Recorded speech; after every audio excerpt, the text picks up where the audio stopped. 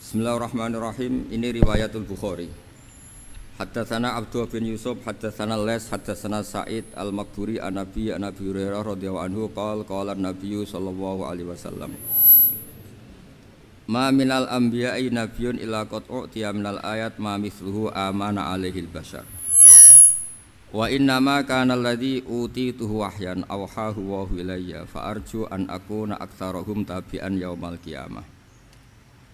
Dados kita tahu semua nabi itu punya mukjizat. Ya, semua nabi itu punya apa? Mukjizat. Mukjizat itu hal yang luar biasa yang memastikan manusia itu tidak bisa menyainginya atau menandinginya. Dan rata-rata mukjizat nabi dulu itu fisik. Misalnya ontanya Nabi Soleh itu kan onta tapi keluar dari batu, itu kan aneh. Aneh sekali. Atau tongkat Nabi Musa bisa simsalabim mengeringkan laut apa? Merah. Semua nabi itu punya mukjizat dan semuanya berbentuk fisik. Kecuali mukjizatul Rasulullah sallallahu alaihi wasallam itu berupa Al-Qur'an. Al-Qur'an itu konsep ilmiah. Terus kata Rasulullah sallallahu alaihi wasallam, tapi saya karena Quran itu justru berharap pengikutku besar dan sampai hari kiamat. Sekarang kita logika ya. Andaikan kamu punya tongkatnya Nabi Musa, kalau kamu suka uang, kepikirannya dijual apa dipakai? Kalau kamu suka uang, dipakai.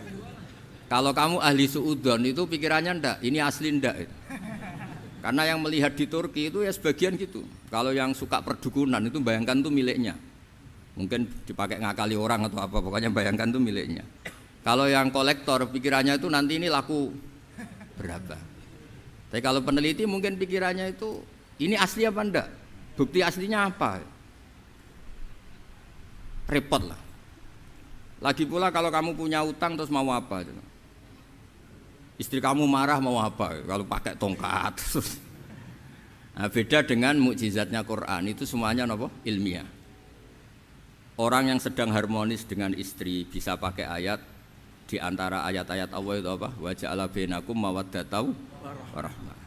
Nanti kalau ditakdir cerai, saya tidak menyarankan cerai. Kalau ditakdir cerai, itu masih dimotivasi sama Allah. Wa iyyatafarraqa yughnillahu kullam min sa'ati. Jika suami istri itu cerai, jangan-jangan suaminya dapat istri lebih baik, istrinya nanti dapat suami lebih baik. Jadi yang masa lalunya dianggap prahara.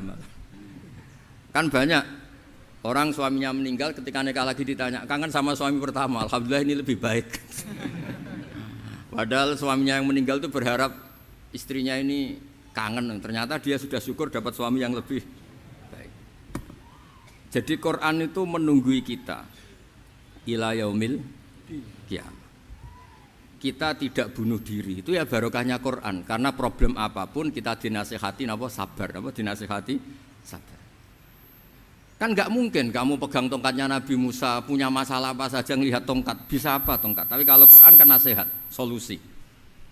Makanya Nabi berharap dengan Quran ini, saya berharap pengaruh saya, pengikut saya terbanyak ila yaumil qiyamah. Terus beliau dikomentari begini sama, ini Fathul Bari, sarahnya Bukhari. Al-muradu anna mu'jizatil anbiya inqaradat binqiradi a'sorihim. Falam yusyahidha illa man hadaraha. Problem mukjizat nabi-nabi dulu itu kan fisik, sehingga yang tahu kalau Nabi Soleh punya unta yang ajaib itu yang tahu ya hanya yang hadir saat itu. Yang tahu kalau tongkat Nabi Musa bertuah itu juga yang tahu hanya yang hadir saat itu. Selebihnya tahu tongkat ya di museum. Tapi kalau Quran menjadi solusi, menjadi panduan, menjadi pegangan itu ila yaumil qiyamah. Kita beri contoh ya, Quran panduan yang paling gampang misalnya begini. Dulu ini cerita ya. Dulu itu ada orang kafir cerdas namanya Jubair bin Mut'im. Itu saking pinternya dia, pinter juga tokoh. Itu sebagai delegasi pembebasan Asra Badrin. Jadi tawanan-tawanan perang Badar itu mulai dulu ya ada negosiasi mau dibebaskan. Terus orang-orang kafir ini menugaskan namanya Jubair bin siapa? Mut'im. Ini ada di Bukhari. Karena ini ngaji di Jakarta. Kalau orang nggak tahu hadis juga tanya ini sahih enggak? Wong nggak tahu kok tanya itu, wah aneh-aneh. Padahal kalau dibodoni itu ya nggak tahu. Tapi ya tetap tanya, hadisnya ini sahih enggak? Ini kata kiai apa kata nabi ini ya ribet. Memangnya kata nabi kamu dengar kan ya lewat kiai. Emang. Setelah itu Jubair itu datang ke Madinah. Dengerin ya, datang ke mana? Madinah. Kemudian dengar Nabi baca Wattur pas sholat maghrib. Jubair karena Nabi dulu nggak ada hotel, nggak ada pondok ya. Pondoknya Nabi hanya sufah itu. Nabi baca maghrib, bukan diskusi, bukan debat, baca Wattur wa kitabi mastur fi raqim mansur wal baitil ma'mur wasaqfil marfu wal bakhril masjur terus. Kemudian sampai pada titik ayat am khuliqu min ghairi syai'in. Masa manusia atau alam raya yang maujudat, yang nyata, yang wujud nyata. Kemudian asal usulnya itu ketiadaan. Ini kan hadhil alam maujud, alam ini kan nyata. Masa sesuatu yang nyata penciptanya itu tidak nyata. Jadi enggak mungkin ada faham nihilisme. Kalau faham nihilisme berarti melahirkan teori begini. Al-adamu yakhluqu maujudan, sesuatu yang tidak ada menciptakan yang itu kan akal enggak bisa nerima. Kalau sesuatu ini ada, penciptanya pasti ada. Terus akhirnya Jubair bin Mut'im itu simpuh di depan Rasulullah terus bilang, "Ya Muhammad kada qalbi ayatir." Hampir saja hati saya terbang. Kalau riwayatnya Imam Ahmad, faka'anna masudi aqalbi, hati saya dihancur. Semua teori yang saya bawa untuk melawan kamu sekarang luluh semua, hancur semua. Yang benar adalah teori Anda bahwa Tuhan itu satu dan Tuhan itu ada sebelum semua makhluk. Coba kalau Nabi Muhammad ada Jubair bin Mut'im terus menyembunyikan tongkat dekat mihrab. Terus dilihat ini apa? Paling pikirannya ini dari kayu apa? Terus yang bentuk tongkat itu tukang pemahatnya siapa? Kok kurang keren, kalau di Blitur gimana ya? Kan malah panjang. Kira-kira kalau mukjizat itu dari tongkat itu malah panjang. Panjang lah pokoknya, panjang. Lagi pula kamu coba kan nggak ngarah mandi, itu yang mandi kan nabinya bukan tongkatnya. Coba tongkatnya Nabi Musa coba anak-anak beki itu dipakai mukul kucing aja tidak mesti mati itu. Jadi nggak jelas mukjizat-mukjizat seperti itu nggak. Tapi kalau Quran menunggui sampai saking hebatnya Quran, teori rasionalitas, soal kampanye di mana-mana. Tingkat validitas, tingkat kebenaran Quran itu bahkan bisa diuji tanpa membuktikan. Tanpa apa? Membuktikan. Cukup pakai akal. Saya tidak bosan-bosan cerita ini karena ini khazanah kita. Di kitab Nailul Ma'mul itu, di kitab Usul Fiqih, saya berkali-kali cerita ini karena ini untuk menunjukkan bahwa Quran itu liqaumi ya'qilun, liqaumi yatafakkarun. Ada seorang kiai, seorang ustadz, kiai dulu itu ya memang orang soleh, alim terus jadi kiai. Kalau kiai sekarang tuh macam-macam, nganggur terus ingin jadi kiai, terus daftar gitu. Ada lowongan di yayasan, masuk ingin jadi ustadz karena dengar ada gajinya. Dulu tuh ada seperti itu, udah ada. Makanya dulu itu kalau ustadz kiai pasti soleh karena dia alim terus ingin orang lain tuh mendapat ilmunya. Kalau sekarang nggak ada yayasan sehat, guru gajinya sekian, yang nggak ingin jadi ustadz tuh daftar karena ada gaji. Apalagi ada kabar, ada gaji, ada mes, ada wah yang daftar banyak. Tapi mentalnya ada kiai sebetulnya. Ya kalau sampean tanya itu baik enggak Gus? Ya setengah baik. Ya maksudnya setengah baik ya ada baiknya lah, namanya profesi ngajar itu kan baik. Tapi setengah saja karena motifnya itu nyari gaji, bukan ingin mencerdaskan umatnya Rasulullah SAW. Itu Imam Amudi itu guru matematika. Saya enggak bosan-bosan cerita ini, guru matematika. Muridnya sampai takut, ini masuk surga ndak? Kiai kok enggak ngajarin istighosa atau tahlil, malah ngajarin apa? Matematika. Beliau meninggal terus muridnya tanya, "Ma fa'alallahu bik?" Kira-kira gitu. Apa yang dilakukan Allah? Allah nyambut Anda gimana? Terus kata Imam Amudi, "Bagus, saya disuruh ngajar malaikat." Karena malaikat kan enggak pernah kayak anak beki gini ngaji gini. Malaikat itu enggak pernah ngaji, dia iman saja karena tahu surga, tahu neraka terus iman gitu aja. Jadi imannya malaikat itu enggak keren kita. Imannya loh ya. Loh itu yang ngendikan Nabi loh, tidak saya. Nabi pernah tanya sama sahabat, iman yang paling keren siapa? Jawabannya sahabat malaikat. Ya ndak karuan malaikat iman. Dia yang tahu surga neraka, tahu segalanya, masa ada ndak iman? Ya pasti iman lah katanya. Terus ya para sahabat engkau iman ya wajar kan menangi saya, nemuin saya. Yang hebat itu orang-orang yang tidak melihat saya, tidak saya didik tapi tetap iman. Karena dididik akal, ya tadi dididik Quran, apa dididik Quran. Sama siapa? Teks bahasa Arabnya masa enggak? Terus Imam Mahmudi kata Allah, suruh dia ngajarin para malaikat cara menemukan saya. Malaikat dikumpulin terus Imam Mahmudi disuruh ngajar.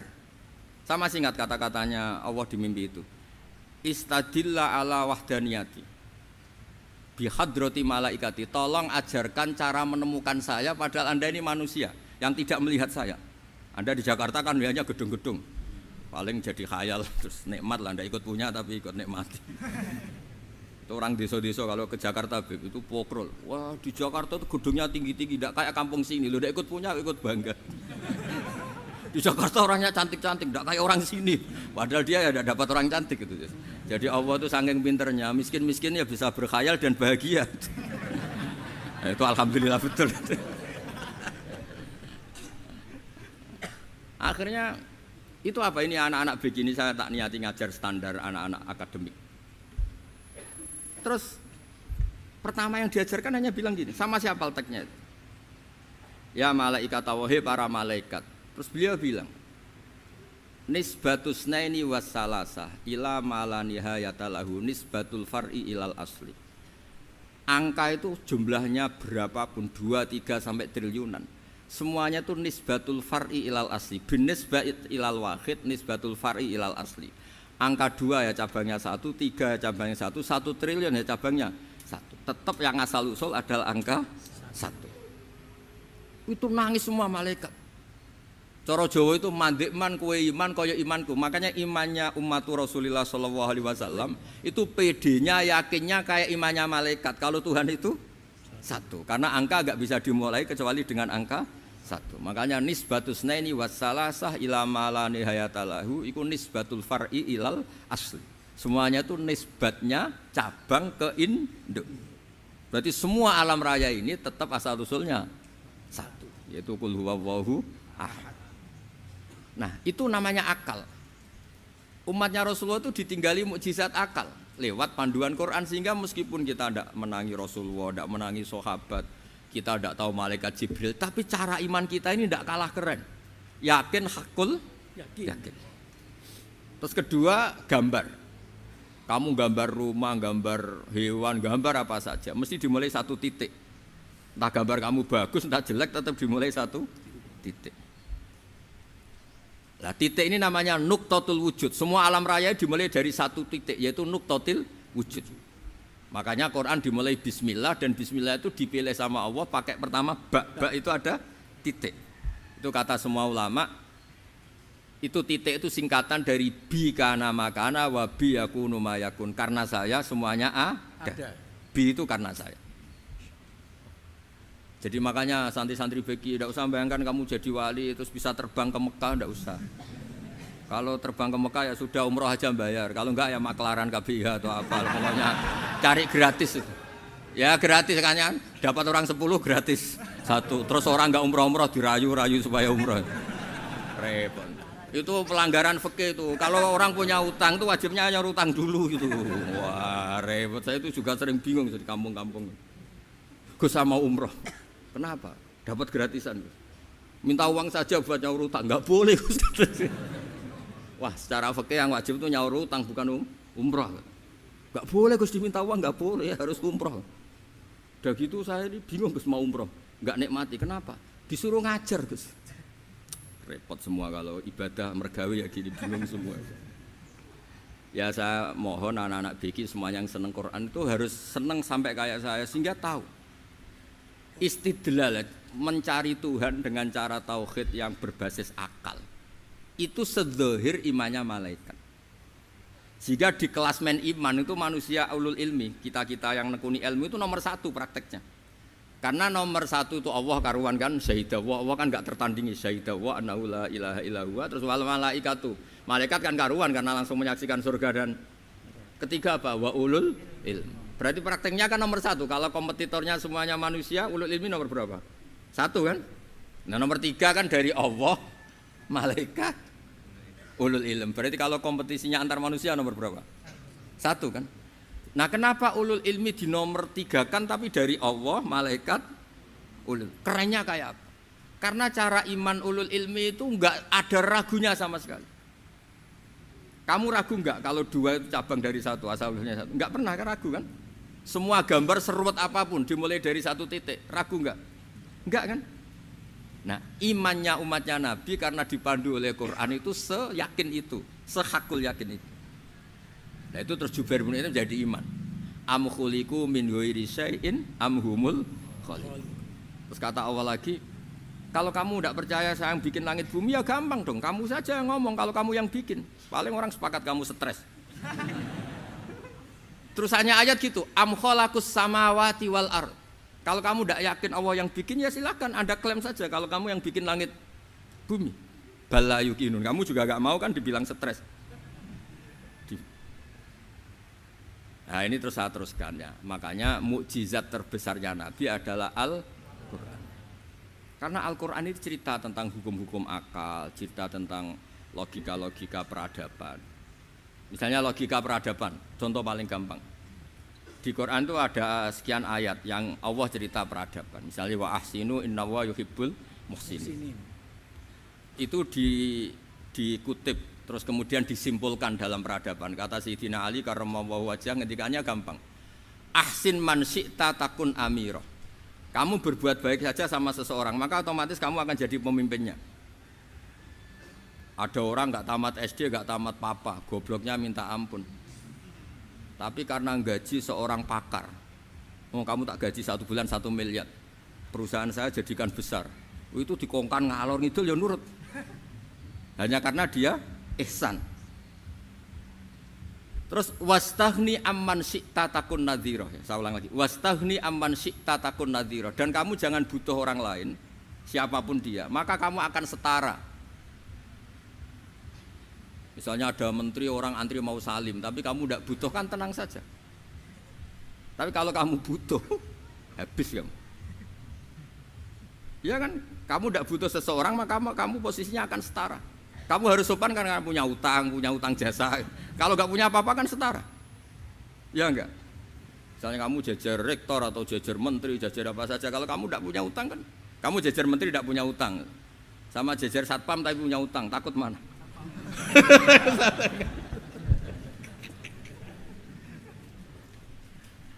Kalau butuh itu mesti kalah kan?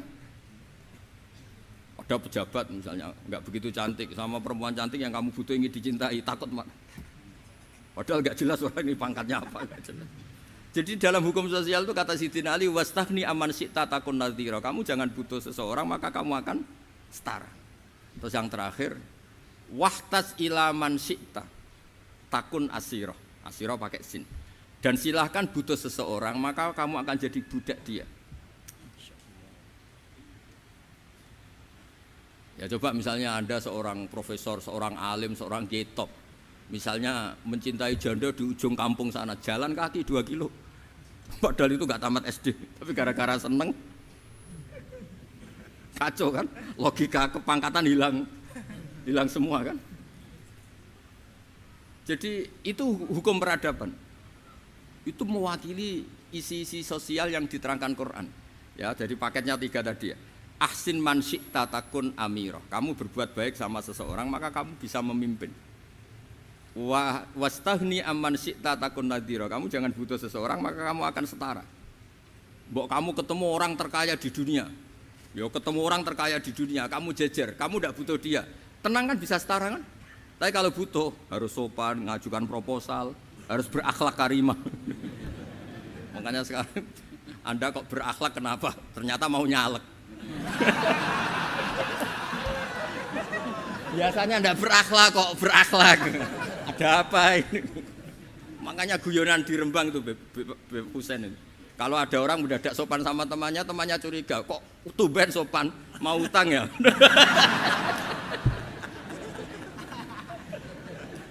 Zaman akhir itu kacau.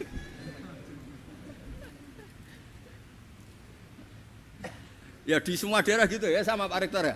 Kalau ada teman biasanya nggak sopan kok sopan, itu temannya curiga. Ini Pak Rektor UI ini kok tumben sopan, ada apa ya? Karena di mana-mana orang butuh itu pasti beretika. Kamu punya teman paling berdua, kalau mau utang berakhlak gak? Atau misalnya kamu punya adik cantik terus punya teman berdua, kalau cinta adik kamu berakhlak gak? Biasanya nggak sama sekali nggak berakhlak. Gara-gara butuh menjadi berakhlak. Ya jadi hukum sosial itu ya kuncinya 3 tadi. Ahsin man syi'ta takun amira. Wastaghni amman syi'ta takun nazira. Terus wahtas ila man syi'ta takun asira. Kalau kamu butuh seseorang pasti kamu dibikin hina. Asir itu tawanan. Nah, Quran itu bicara sosial itu lengkap. Dan itu yang nunggui kita. Kita punya tetangga yang kurang baik, ya seneng. Punya tetangga baik, ya seneng. Kata Imam Syafi'i, saya berkali-kali cerita. Kok seneng semua Imam Syafi'i? Ya bagus lah. Kalau yang seneng saya enak lah. Dijak jagongan, dijak ngopi enak. Yang nggak seneng saya, gak ngarah utang. Uang itu nak, kamu punya tetangga gak seneng kamu. Aman kan? Aman. Gak akan pinjem uang kan, pinjem mobil. Wong gak seneng kok. Makanya Imam Syafi'i itu kalau ngedikan luar Syafi'i, diceritain orang. Ya Aba Abdillah bagiannya, ya Aba Abdillah orang itu gak seneng kau, bagus lah. Loh kenapa bagus? Waman asa'a ilaika faqad atlaqaka. Orang yang gak seneng kamu maka membebaskan kamu. Gak akan pinjam uang, pinjam mobil, gak akan ganggu waktu kamu, kan gak seneng. Justru yang seneng-senengi masalah pinjam terus. Imam Syafi'i itu orang yang anggap dunia itu selesai. Ada yang cerita, ya Aba Abdillah, orang yang tadi cium tangan engkau, yang hormat engkau, di luar maki-maki engkau, ngerasain engkau, ngata-ngatain engkau. Ya bagus lah. Kok bagus gimana? Berarti saya wibawa, depan saya tidak berani. Berarti saya wibawa, di depan saya tidak berani. Berarti itu makomnya sudah kulillah sumadarhum fi khawdihim yal'abun. Sudah dunia itu selesai, sudah agak penting semua. Nah, itu kalau kamu anak-anak bagi ahli Quran sudah ayatnya kulillah sumadarhum fi khawdihim yal'abun. Sudah lihat Allah saja agak penting, makhluk-makhluk itu udah makhluk semua agak penting, sepenting Allah. Nah kita ini ditunggoni mukjizat seperti itu. Bayangkan misalnya kita ditunggoni tongkatnya Nabi Musa. Saya ngajar di sini terus ini tongkat. Terus nanti yang tanya, Gus itu kayu apa Gus? Nanti yang kolektor tanya itu harganya berapa Gus? Ruwet apa? Terus yang ahli suudon itu asli enggak Gus? Wah. Yang ahli suudon kan mesti tanyanya gitu, itu asli enggak Gus? Repot-repot pokoknya. Tapi kalau Quran kan jelas, kenapa? Jelas. Ya terus saya teruskan. Fala yamurru terus al murad anna mu'jizatil anbiya in qaradat binqidori aqsam satu wa mu'jizatul Quran mustamirratun ila yaumil qiyamah wa kharquhu lil adat fi uslubihi wa balaghatihi wa ikhbarihi bil maghibat. Terus kata ini yang ngarang Fathul Bari sarahnya Imam Bukhari. Fala yamurru asrun minal aqsar illa wa yadharu fihi syai'un mimma akhbaru bi annahu sayakun yadullu ala sihhati da'wahu. Wa hadza aqwal muhtamilat wa takmiluhu fil ladzi ba'da wa qilani ya anal al makna anal mukjizat al madiyah kanat khissiyatan tusyahadu bil absar kana qati sholeh wa asa Musa. Mukjizatnya nabi-nabi dulu itu hanya penyembuh, hanya pelengkap, hanya nuruti keinginan mata. Seperti dahsyatnya apa? Laut Merah di sebelah apa dipukul sama tongkatnya Nabi siapa? Itu semuanya itu hanya memanjakan mata. Urusan mata. Terus wow itu. Tapi kalau mukjizatnya Nabi Muhammad itu berdasar akal. Maksudnya berdasar akal nih dengerin ya. Dengerin betul. Ketika Laut Merah terus tersibak kan wow itu keren kan? Terus kita bilang menyimpulkan, wah kita tidak akan mampu. Itu bodoh sekali kesimpulan kita tidak akan mampu. Meskipun bikin nyamuk Anda juga tidak mampu. Loh untuk memutuskan tidak mampu saja kok sampai pertunjukan seperti itu tuh laopo, cek goblok gitu. Nah kalau kita karena umat yang pinter untuk memaksa kita nggak mampu, Allah bilang innallaha la yastahi ayadriba mathalam ma ba'ud. Kita melihat nyamuk langsung berkesimpulan tidak mampu. Saya berkali-kali cerita nyamuk itu sudah kecil, masih punya urat. Uratnya kayak apa? Masih punya kuman, kumannya seberapa? Ya enggak? Nyamuk itu kecil, punya organ tubuh. Organ tubuhnya punya urat. Itu kalau kamu pinter, antara tongkatnya Nabi Musa menyibak Laut Merah sama nyamuk itu sama-sama berkesimpulan melahirkan satu faham bahwa kita tidak loh, untuk memaksa tidak mampu saja kok nunjuk pertunjukan ada onta keluar dari batu Nakotu Soleh, ada tongkat yang bisa mengeringkan Laut Merah. Cik goblok ya. Lah kita alhamdulillah tidak jenis goblok yang seperti ini. Untuk ikrar bahwa Allah itu hebat ala kulli syai'in, cukup lihat nyamuk, kagum kan? Sudah tidak usah bikin hidup. Saya berkali-kali mencontohkan. Para pemahat tak suruh bikin patung gajah itu mampu. Tak suruh bikin patung nyamuk kalau bisa. Nyari materi dari apa coba? Gampang mana bikin patung gajah sampai patung nyamuk? Gajah, makanya Allah bikinnya contoh itu untuk ijaz itu pakai nyamuk bukan pakai gajah. Itu kalau ustadz-ustadz yang agak jorok malah contohnya nyamuk Gus. Itu kecil. Itu kayak apa? Di dalamnya dia hamil. Itu anaknya kecil lagi, telurnya kecil lagi, itu gimana itu cara bikin itu? Makanya di sini ini ada kitab Itqon, itu komentarnya itu lucu. Ini kitab Al-Itqon karangannya Imam Suyuti. Ini persis komentar saya tadi yang kata Imam Suyuti, pengarang kitab Itqon. Wa ya imma khissiyah wa imma aqliyah. Jadi mukjizat itu ada yang fisik, bisa dilihat indra, panca indra, bisa dilihat akal. Wa aktsaru mu'jizati Bani Israil kanat khissiyah li baladatihim. Bilada itu goblok, wakil lati basairihim. Dasar wong goblok. Mukjizat kok ngenteni sing wow. Maksudnya dasar wong untuk ngakui Allah hebat saja kok nunggu halal yang seperti itu gitu. Paham ya? Mergo likil lati napa aklihim. Wa aksaru mu'jizati hadil ummah aqliyatun li farati dzakaihim wa kamali afwahihim. Dan mukjizatnya umat ini semuanya berdasar akal karena sudah cerdas. Jadi andaikan kita melihat tongkatnya Nabi Musa menyibak Laut Merah dengan melihat nyamuk, kesimpulan kita sama-sama wow, sama-sama keren, sama-sama memastikan kita tidak mampu. Makanya terus Quran menerangkan kita wa ma min dabatin fil ardi wala ta'iri yatiru bi janahihi illa umamun amsalukum. Jadi keseharian kita lihat burung kok terbang. Itu sudah ayatun min ayatillah. Paham nggih? Dados niki kudu bangga ditunggoni napa Quran, nggih, ditunggoni napa Quran.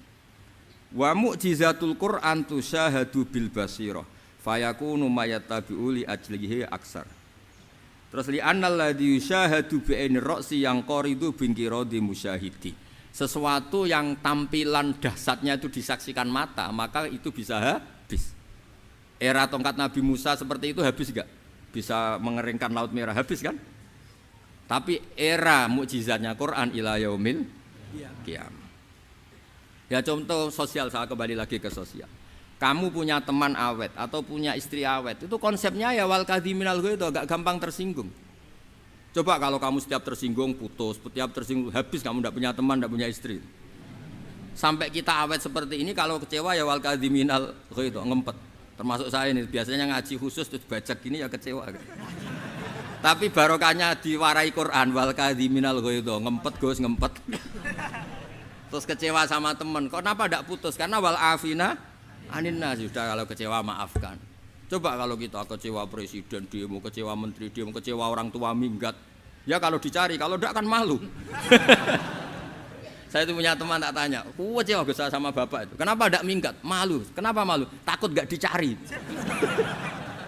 Itu orang tuh paling malu itu kalau keluar dari rumah nggak di. Saya punya teman lagi, saya ini takut mati Gus. Kenapa? Takut istri saya tidak nangis Gus. Itu kematian terburuk itu kalau sudah mati, tahu istrinya tidak nangis. Oh, itu malu betul itu. Makanya jangan mati. Pokoknya pastikan orang sekeliling Anda nangis itu baru berani mati. Kalau tidak jangan. Ya, jadi mukjizatnya Nabi itu luar biasa. Walladzi yusyahadu bi'ainil aqli bakin yusyahiduhu kullu man jaa ba'dal awali mustamirran. sesuatu ilmiah, sesuatu agama atau apa saja yang logis itu akan abadi ila yaumil. Kayak tadi, ketika kita kecil diajari apa? Wujud, qidam, baqa, mukhalafatul hawadisi, qiyamuhu binafsihi, wahdaniyat, qudrat, iradah. Itu ila yaumil qiyamah. Karena kita pasti punya logika tadi. Masa alam raya yang maujud didahului ketiadaan. Kemudian ketiadaan ini kita rumuskan, ketiadaan inilah yang bikin alam raya. Di mana-mana nihilisme, ketiadaan ya layu asfiru saya namanya tiada, ya tidak punya akibat apapun. Yang punya akibat apapun ya sesuatu yang wujud. Loh itu kan ila yaumil qiyamah, sampai kapanpun teori itu akan nunggui kita ila yaumil qiyamah. Tapi kalau tongkat Nabi Musa ketika kita tidak melihat kan punya alasan tidak ngandel, Musa tidak tahu. Tapi kalau kamu seperti ini, orang paling mulhid sekalipun, paling ateis sekalipun, terus ditanya, bisa enggak Anda mulai angka di luar angka 1? Tidak bisa kan? Makanya benar Imam Amudi tadi, ketika diminta Allah, istadilla ala wahdaniyati bi hadrati malaikati, tolong ajarkan kenapa manusia begitu yakin kalau saya ini satu, padahal mereka tidak melihat saya. Terus beliau ngendikan apa? Nisbatus naini wassalasa ilal wahid nisbatul far'i ilal asli. Angka 2, 3 sampai enggak terbatas, semuanya dibanding angka 1 itu nisbatul far'i ilal asli. Semuanya itu cabang dari angka 1. Itu mbok siapapun enggak usah ditunggoni nabi, enggak usah ditunggoni wali. Logikanya akan seperti itu. Itu yang dimaksud apa? Walladzi yusyahadu bainil aqli bakin yusyahidu kul man ja'a badal awal mustamir. Ya ini masih ada waktu seprapat, ini ijazah. Kalau ijazah enggak boleh tanya, ijazah ini. Dan itu yang fotokopi lebih besar itu ijazah.